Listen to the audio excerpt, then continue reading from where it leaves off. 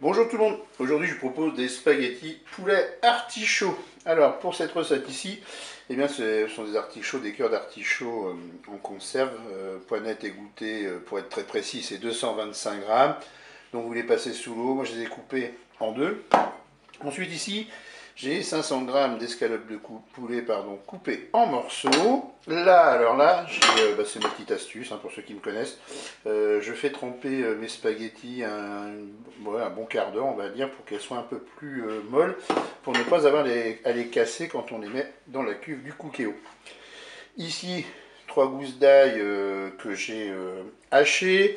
Là, j'ai besoin de 2 cuillères à soupe d'huile d'olive. On mettra du parmesan, mais sans le mettre au dernier moment, hein, chacun pourra doser pour mettre sur ses spaghettis au moment de déguster.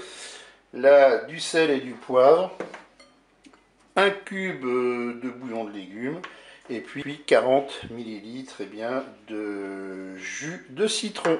Et bien c'est parti pour la recette. On va se mettre en mode manuel, en mode doré, et je verse l'huile dans la cuve du Cookéo.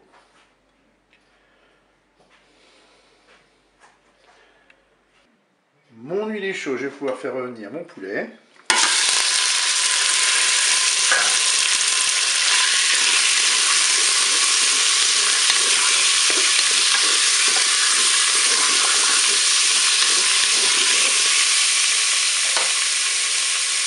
Je vais maintenant ajouter l'ail avec le poulet.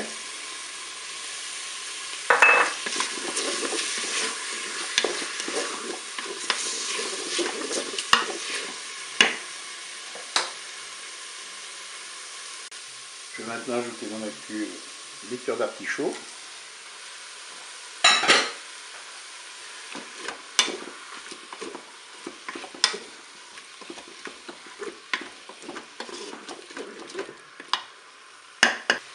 Allez, je vais ajouter maintenant les spaghettis.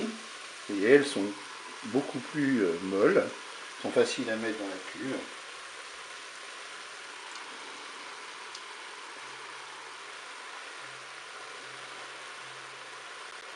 Bien sûr, maintenant on va mettre de l'eau pour recouvrir les ingrédients.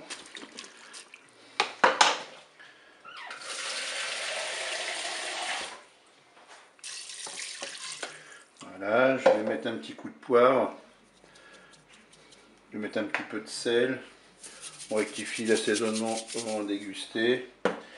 Je vais mietter mon cube de bouillon de légumes.